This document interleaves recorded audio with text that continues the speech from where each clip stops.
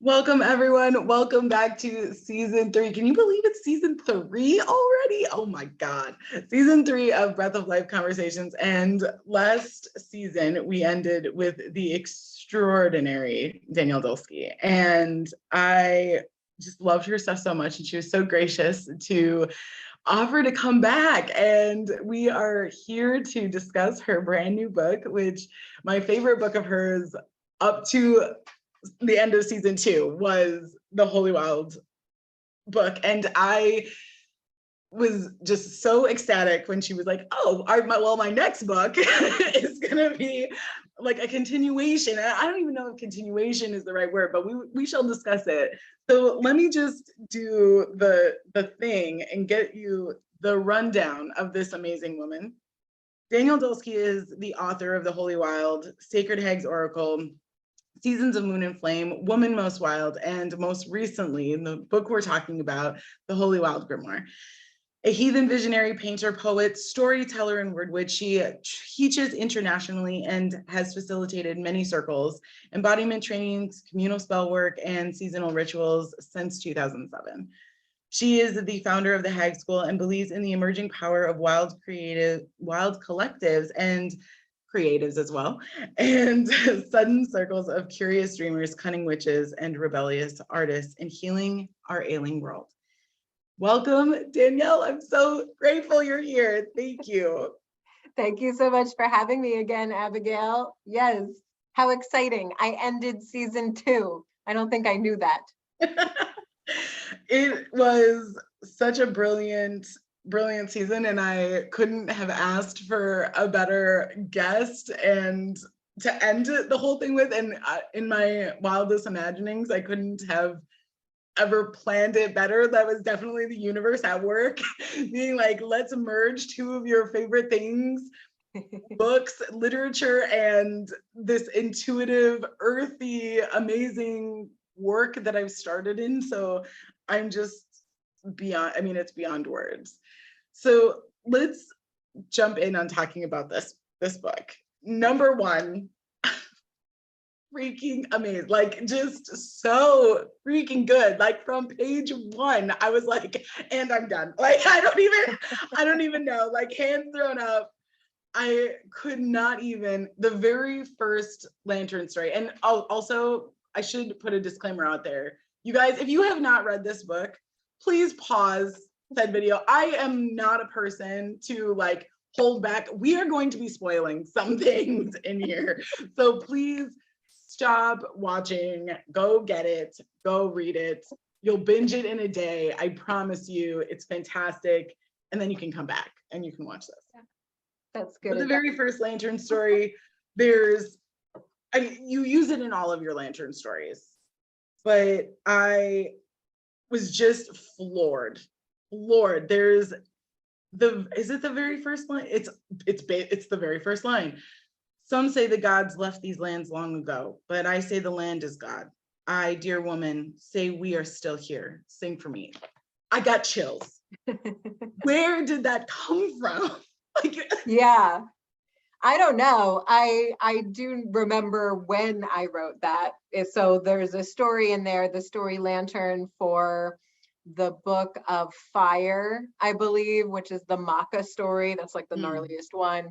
I wrote that story in a very channeled way, Mother's Day 2020, just kind of sat one sitting and wrote it. And it's one of those stories, because it doesn't happen all the time with my writing where I feel like it's channeled, but that was one where I look back on it now and I'm like, where did that come from? Like there's words in it that I feel like I don't even know, or like that I don't even use. And that mantra that gets repeated all the time was originally in that Maka story, and it just is like it's stuck in my head all the time. And pretty much everything that I write, if I'm like, oh, I'm kind of stuck, I don't know what to say next, I'll say that. I don't feel like it came from me exactly, but yeah. Some say the gods left these lands long ago, but I say the land is God. Yeah. And it fits for every single one, every single elemental, every single story that you're reimagining, revisioning, it flows so well. And I feel like there's like a drumbeat to it. Like that, like every time I read it, I'm like, I can hear them. I can hear the land. I can hear the element that you're discussing within each lantern story, like speaking behind me, like pulsing through me. It's such a powerful collection of words, but also just like the meaning behind it is so powerful. Yeah, thank you. Just so brilliant. I really felt through the whole book that you were inviting your reader to have a conversation, not just with the Holy Wild, not just the Holy Wild within, but the land, ourselves. Was that something that you knew from the beginning, that was how you wanted to do it?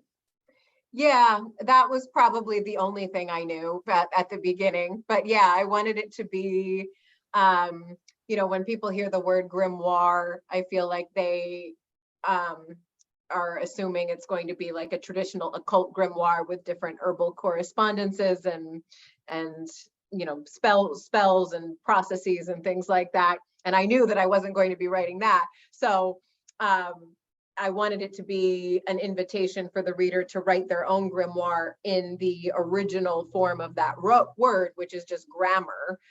So being able to sort of dig out their own knowings from their own writing. And in leading a lot of writing workshops over the years, I see how people do get this sort of immediate proof that, like, that magic is real, that the other world is constantly speaking through us and trying to show us things. We have that proof all the time, but we don't always pay attention. And being able to dig it out of your own writing almost immediately. So I wanted there to be sort of the series of writing practices and exercises where, like, the reader would get just immediate proof that this works.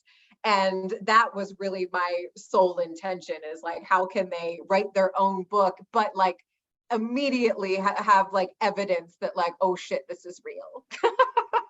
Which I loved. And as soon as I started reading it, I was like, okay, I know I have, so in my business, in Breath of Life, we actually make grimoires.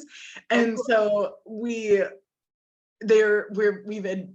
evolved them so much. I mean, they started off pretty like flimsy. I think I have one actually. They started off pretty flimsy and now have like transformed into something much thicker.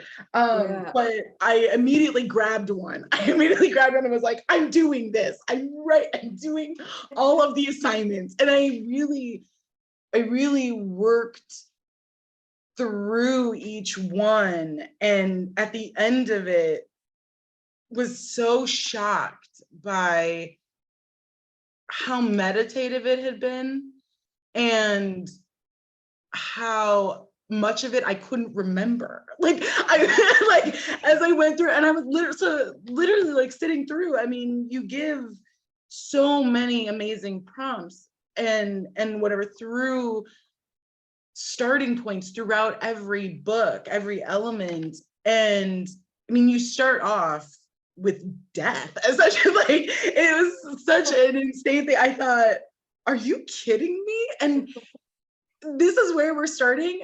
And then it totally made sense. It totally made sense. And you say it in there that there are so many names for death and only one for birth. Was this your like attempt at like teaching us how to birth, how to be reborn through this? I don't know if it was no, I don't think it was an attempt to cultivate any sort of rebirth necessarily, but more to befriend the times that we're in, where, how I say that there's like a million words for death, but only one for birth. I think that that's sort of like where we're living right now. and when we're living right now. So thinking about the witch's ecological position in time and space, every witch who's alive right now today signed up for some hardcore shit. And, you know, Yeah. and you don't have to buy into that, but I do. I believe that, you know, if you're claiming the name witch and it's like, why witch, why now, why here? I don't think that, you know, these are the you know, light birthing times where we're going to see this grand new shining experience be born necessarily, at least not anytime soon. Like, I really do feel like we're kind of in the boneyard and will be for a little while. So I wanted to write a book that didn't necessarily offer any hard-edged answers or really clear conclusions. You know, me as author giving these clear conclusions, I have none. So I wanted to offer a book that kind of gave the reader permission to just sort of like hold the tension of their own story, to kind of be able to step back and see where their story fits within the world story and befriend all of the gnarliness that's in that without necessarily feeling bad about not having the answers. So I think that was my main intention, more befriending death than you know, ushering in any sort of rebirth.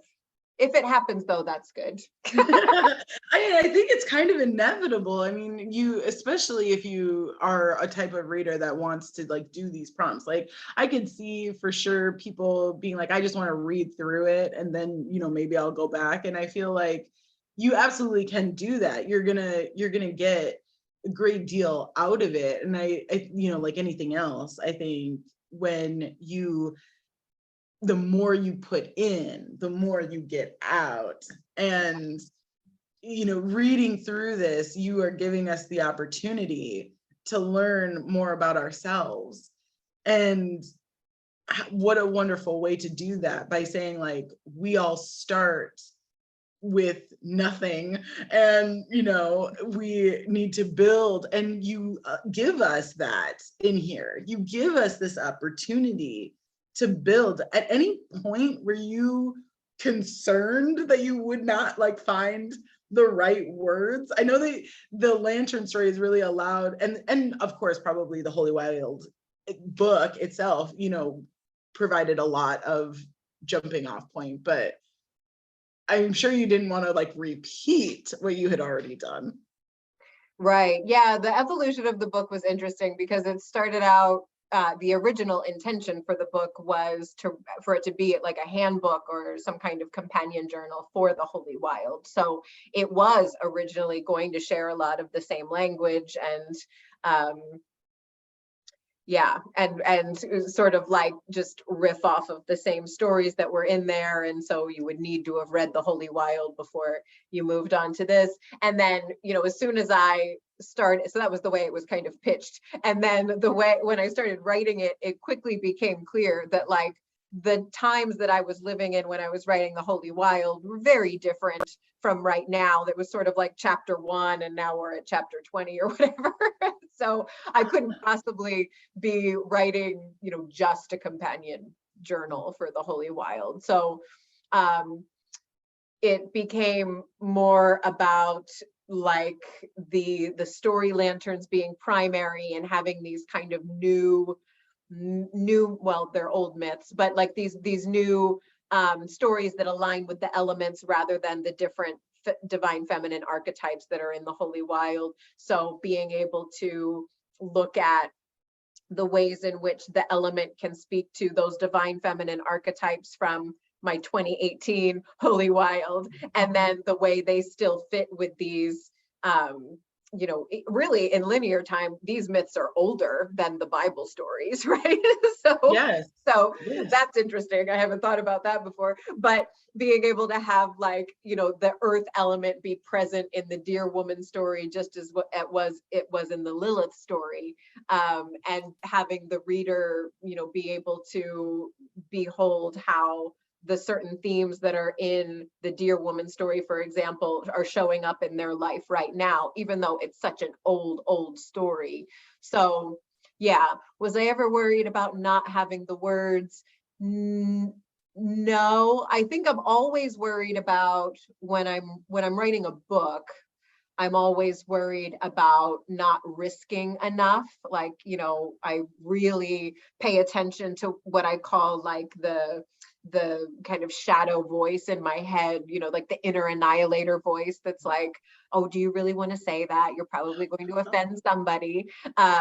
Is there a better way or a softer way that you can say that? So like I've gotten really good at hearing that voice so that I can ignore it, but still I hear it. And sometimes, you know, it shapes my writing a little bit. So I'm not usually concerned about not having the words necessarily, but I am concerned about like not risking enough, because I want to not squander these opportunities that I've been given to write books that people read. Like, I think that that's a big part of why I'm here. And so I'm never wanting to temper too much the inner fire voice that's like, you know, wanting to come out onto the page, even if it will offend people, or maybe not offend, but you know, there's things that people won't understand, and I have to be okay with that. Do you think that you risked enough in this one? I do. Think- I do. That one went through enough like evolutions, like enough series of editings on my part and the publisher's part, that I was constantly asking myself, like, what have I not yet risked? Like, can I give something else? So I knew that, like, at least at the point when it was the last time I was going to see the book before it went to print, I had risked everything that I wanted to. So yeah.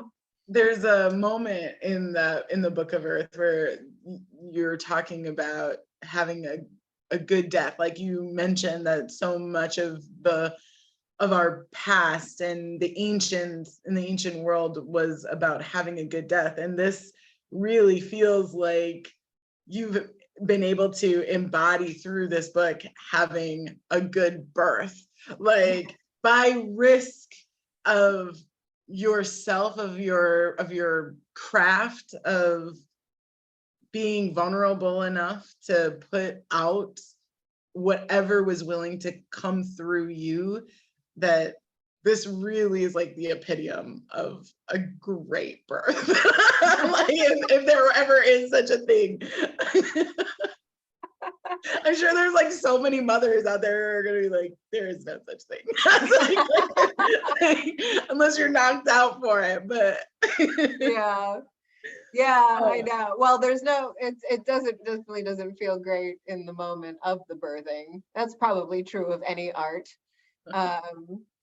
But yeah, I was just talking to my friend about how books really are like babies. Like, I have had 2 babies, and this is my 5th book, you know, project, and there's so many parallels. Like, and really even like the 9-month window, like it usually takes that long. Like the writing process is about 9 months. There's all of these different and even like you can kind of see the trimesters that are within that 9 months too, like, you know, and then the labor, you know, you get to a point when you're writing a book where you just kind of hate it, and like you're like, I'm done, I give up. And in labor you get to that point too where you're like, kill me, I'm done. Like I can't do it anymore. And that's the signal, like the midwife knows that means you're almost done. That means it's almost time to push when the mother's saying like she gives up. So and the book, it's the same. Like if I'm working with somebody and they're writing their book and they get to a point where they're like, I hate this thing, I'm done, I changed my mind, I'm never going to write another word. That's when I'm like, oh, congratulations, because that means you're almost there. Yeah. Oh, it's a what's the word I'm looking for? The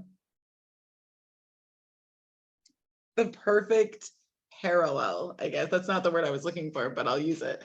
A perfect parallel to one's life, I think, especially for a witch, somebody who claims the word witch, to be able to acknowledge that their purpose in life legitimately can be in line with the major like life events. I think that there are so many people that don't have that. They don't have that ability. They can't actually see where their art and their craft or their purpose or mission truly aligns with the grand setup of life. I think that, you know, the creator has made life be as it is, that it starts with birth and it starts painfully and it starts tough and it ends sometimes sweetly, sometimes very quietly, but a lot of the times not. And that this, you know, sense of the journey, to be able to say and claim like my work, my mission actually is actually that. It is a life in and of itself. Do you trust, once it's born and it's out and it's away from you, do you ever have periods of doubt, or do you completely trust after? As that process, then you're like, no, the process like helped me be able to release it and now it belongs to others? Yeah, I think that that's sort of another way that books are like children, is like I have a 16-and-a-half-year-old son, and he was about 13 or 14, which is now the age of my younger son, when I was like, wow, you're just like your own thing right now. Like, I am no longer in control over any of this. You're just gonna, like, you just sort of had these, you know, hopes and dreams and aspirations that did not come from me, or, you know, the way I raised him. They weren't against how I raised him or anything, but they were really different. And, you know, it was just like, oh, you're really just your own entity now. And a book is sort of the same way. Like, I feel like being in communion with the spirit of whatever the art project is that you're working on, whether it's a book or a painting or something else, you're sort of in communion with the spirit of what you're trying to see born. And at a certain point, that spirit really does seem to take on a life of its own. And, you know, by the time you're writing the conclusion of the book, even though some authors write that first, but I don't, by the time I write the conclusion of the book, it just kind of comes so easily because the book is already like this fully formed thing. So by the time it's out, you know, on the shelves and in the world, I'm not really, I mean, I am past the point of being able to change anything. So, you know, it's like, you know, it's out there. I don't think I ever have any regrets about my books. I don't think that I'm ever like, you know, oh, I wish that I had done more or said more, because, you know, why? It's, I'll do the thing that I didn't say. I'll say the thing that I didn't say in the next book. And that's the way it is. And I think for an author, the probably one of the best things, I guess, is that there's hopefully another book coming. So you like, if you realize, oh, you know, I could have probably said that, you know, finding a way to put it into the next one. Right. Yeah, I mean, I just can't imagine what my life would be like if I wasn't like actively brewing a book. Like, if I'm not writing one, I'm brewing one in my mind. And I have been that way since my early 20s. So, you know, I don't know what I would be doing otherwise. I went to a Florence and the Machine concert at Madison Square Garden, and she's so great, right? And there's like, you know, 50,000 people or whatever in the audience. And she's talking about how, you know, she got really worried during the pandemic because she literally doesn't know how to do anything else other than perform and tour. And I was like, well, yeah, I mean, this is clearly what she was born to do. So on a much lesser scale, I feel like, you know, what would I do if I wasn't writing books? Like, you were talking about purpose. The etymology of purpose is the thing to be kept in view, which is just the greatest thing, right? Because sometimes we hear purpose and we're like, oh, am I doing it? I don't know if I'm fulfilling my purpose or ticking the boxes, but it's just the thing that's to be kept in view. So, you know, for me, that's writing. And it's just always just on my in my peripheral vision. It's always in my view somewhere. So, yeah. So beautiful. There's this feeling of this, like, I feel like it lurks through the whole book, this idea of a returning to. And as we know, there was a lot of talk about going back or making better, you know, making great, right, over the last many years. And you made mention at the beginning of this conversation that you feel like we're in the boneyard and we're probably going to be there for a while. Do you feel like when we come out on the other side of it, that it's going to actually have been a returning to, or do you feel like it's something else, it's something more, it's something different?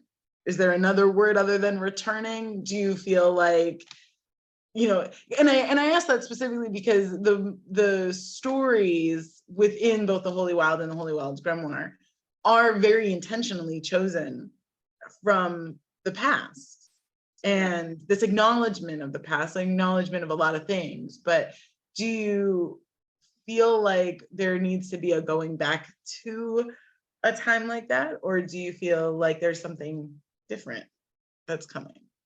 Yeah, it's a heavy question. I'll start with no. I don't think anybody wants to, well, I guess that's not true, but in terms of like thinking about when the myths are from, I mean, we don't want to go back to the 1st century, I don't think. There is certainly in the wildness communities, there's sort of this longing and even over romanticization, I think, of the past and the old gods and the old ways. And I think that it's not so much a return to the norms and the values and the way our relationships used to work or anything like that, but it might be a return to a different relationship with time, where it's much more cyclical, or even like a spiral, and not so bound to linearity, which is really, I think, a symptom that's relatively recent. I mean, if we look at the human story, I'm thinking, about the witch burnings and colonization and capitalism, how that kind of happened in this 300 and 400 year window, and that wasn't that long ago if we're looking at how long this human story has been going on. And so I'm certainly not thinking about a return to 20 or 30 years ago, but I'm thinking about this return to a different relationship with time, where we're looking at it not so much like caging the past in the past or the future in the future and trying to cling to the present with all we've got, but trying to let time be a little bit softer and less of a heavy-handed ruler over our lives.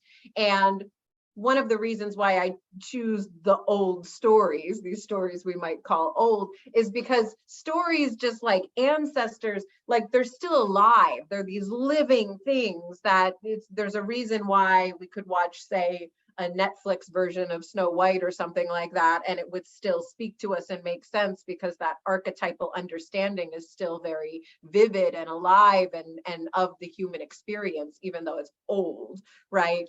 So we can learn a lot from the old stories because they're still living and breathing in a way that maybe the newer stories, the newer stories that are maybe shown to us in on the bright big screens with all of the like the action movies recently. Yeah, the flash and bang. I don't understand. I'm old. I'm 42, and so I don't. You're not old. Either. But like the flashing and like the constant movement on the screen, is like, wow, this is what we need now to be able to pay attention to something. That is an excellent point. Excellent point. And it's so true. I think that people do need that incredible stimulation that on some level, like if they're being really honest, could like cause them a great deal of harm. Like all that light flashing in your face, you might have a seizure. But like they need that in order to be like pulled in. And I find you have created within this book such a beautiful juxtaposition between the quiet and the incredibly vivid.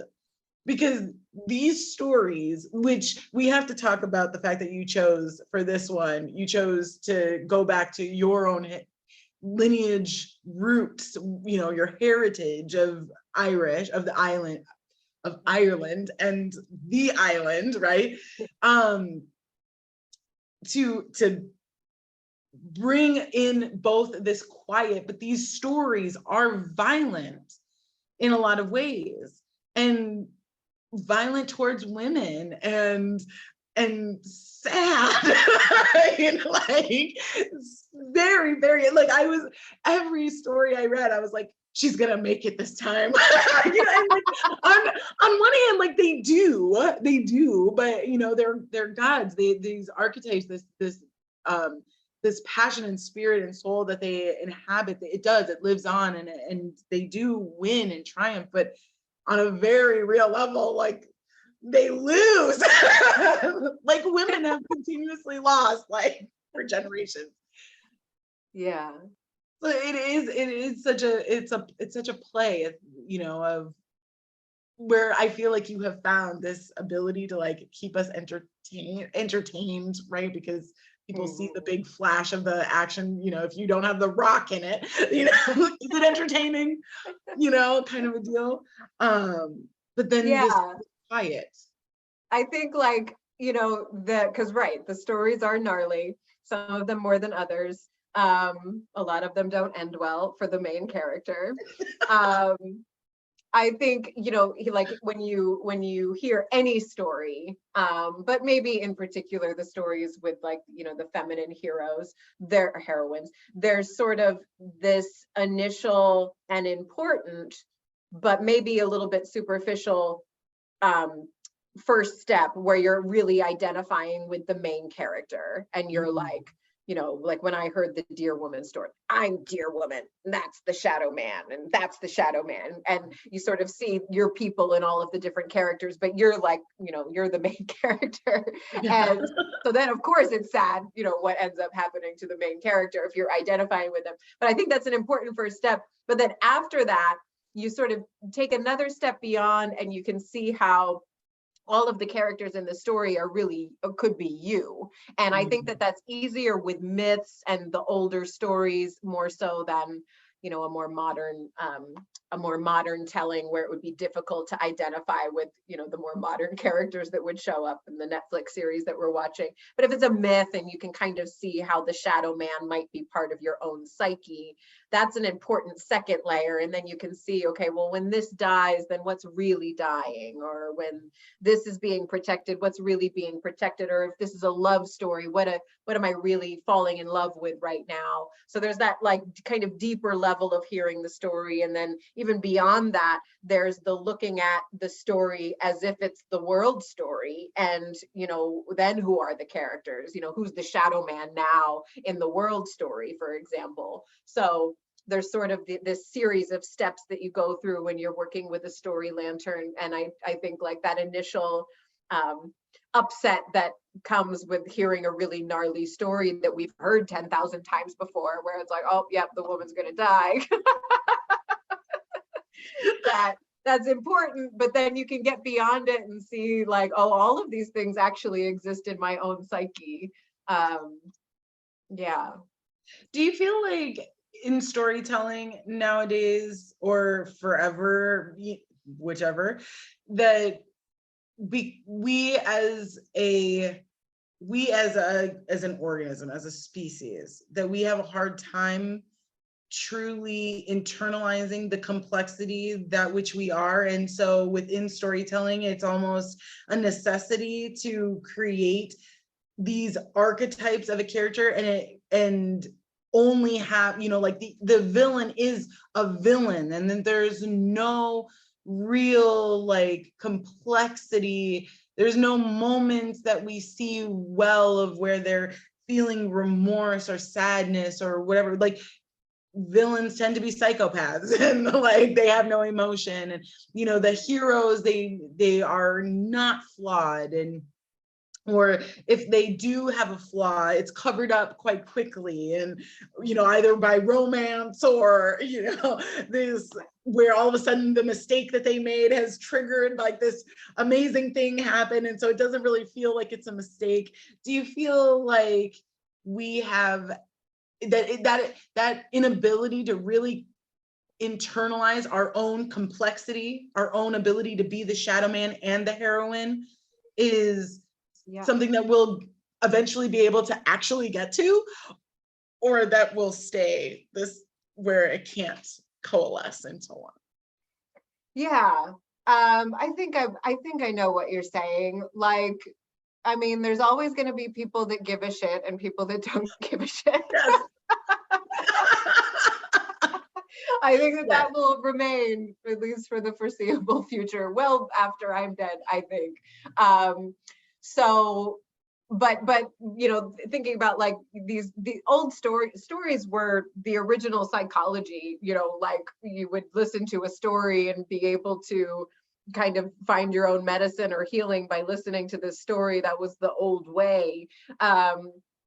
So, you know, will we get back to that place? Like, will the average person be able to watch something on Hulu and be like, oh, well, this character is like me?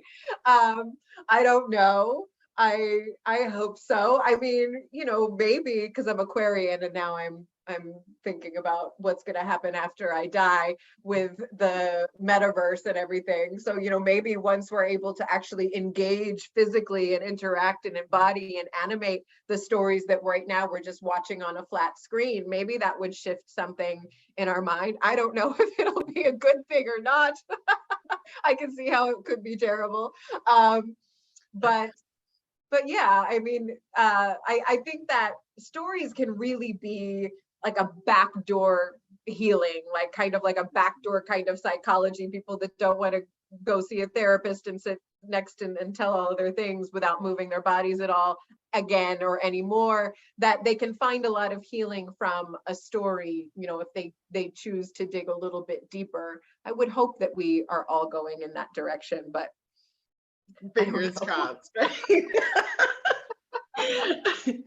and in the book you allude towards the end about us having forgotten, you know, and I got the impression that it was a forgetting of ourselves, forgetting of, you know, where we came from, and so is that a main reason for you to have chosen stories from Ireland, to help you remember and help you kind of reclaim that?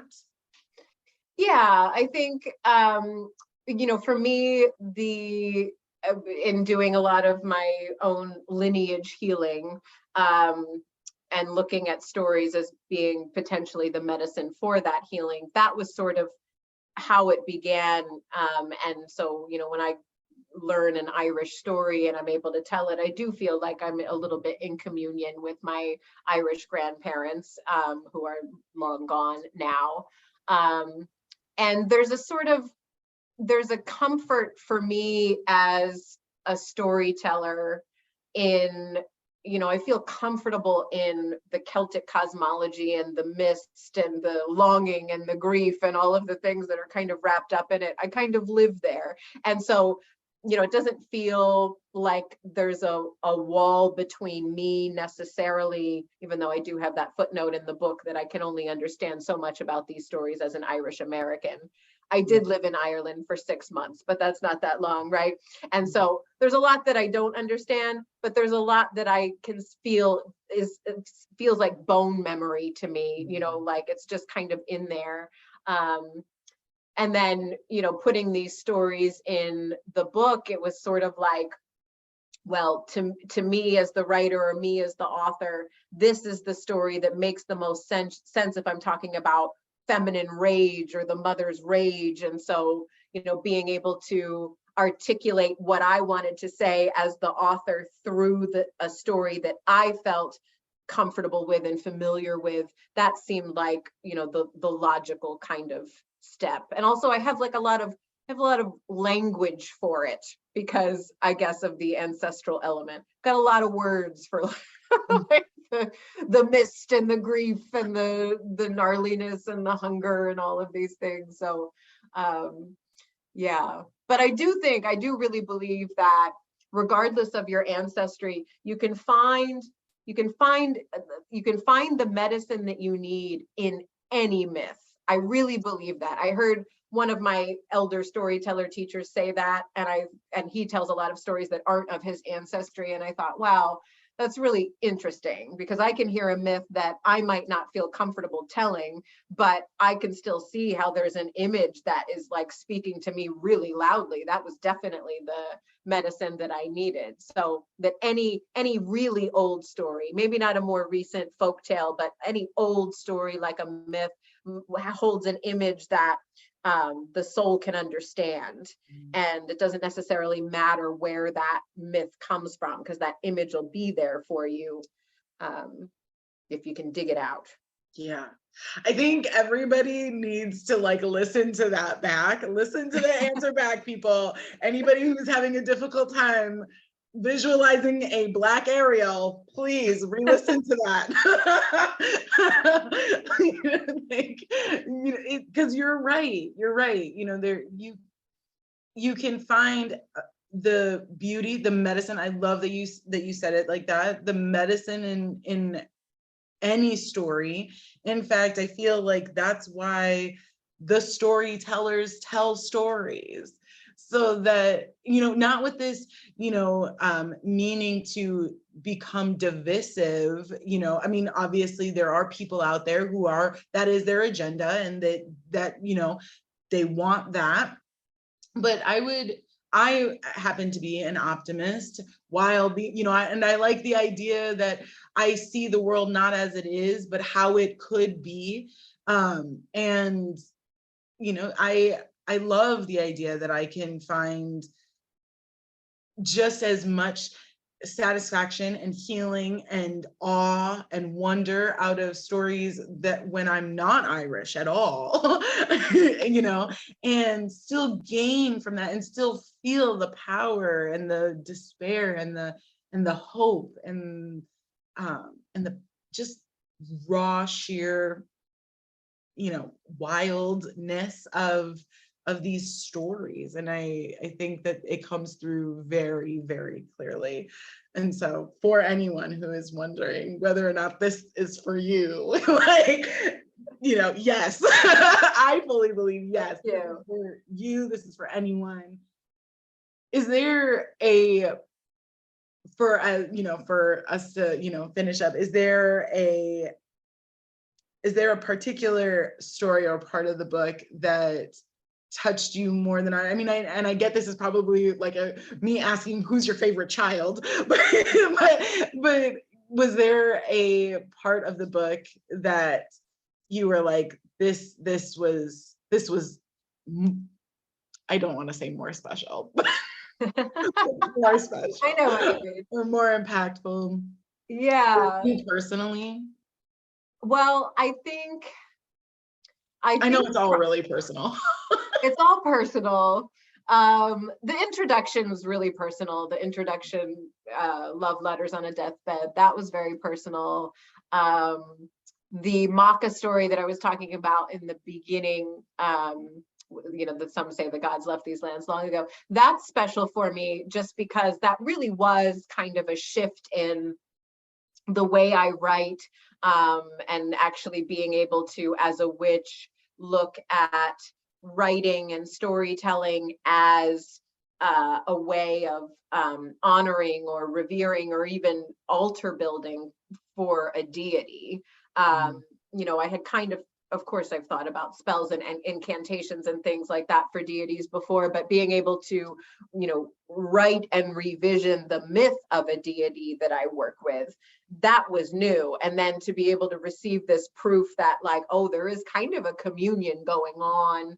I'm seeing these images that I don't know where they're coming from, and then I'm kind of describing them in the writing. So that was new. So that Maca story, that really felt like a big shift for me. And so I don't know if it feels like it's the most special, but it does feel like it marked a moment in my life, that Mother's Day 2020, which was such a bizarre Mother's Day anyway, right? So yeah, but there was something happened when I was writing that story that I think about and I reflect on it a lot, because I don't exactly know what it was, but there was some sort of transition that happened when I was writing that story. So I do hold that one in a special place. Yeah. Thank you so much for writing this. This was, I'm sure, not an easy one. Out of all of the births, I don't know how this one necessarily fared, but for anyone who is looking not just for an extraordinary read, but a way to access your own personal truths, for a way to get into your own lineage and your own stories of empowerment and well-being, and finding a way to get back to the earth and to get back to the elements. The Holy Wild Grimoire is legitimately one of the best ways that I have found most recently. And if I'm quite honest, probably like at all. I've read a lot of books, y'all. Ask my mom. Right now we're in the process of getting all of my books from her house into mine, because she's like, you have too many. And they shall no longer be clogging my space. So I say this with a very decent level of authority. This is one of a kind. This is one of a kind. It is a gift. It is magical. Please read it. You can find this any place that books are sold. So go to your favorite bookstore, your favorite bookseller. Obviously, we are a huge promoter of your local stores. Please, please, please jump in. I will make sure to have the link to buying it off of Barnes & Noble, Amazon, obviously, like the big places. You'll be able to find that down in the show notes. Danielle, it has been such a pleasure and such a gift. Thank you so much. Thank you. Thank you. Thank you so much. I'll come back. Yay! Oh, yes. Let's get through the 99 months so I get another book. You guys, thank you so much for joining me, friends. This has been an amazing beginning to season 3 Breath of Life Conversations. I am so excited for what comes next. We have some of my mentors coming on the show.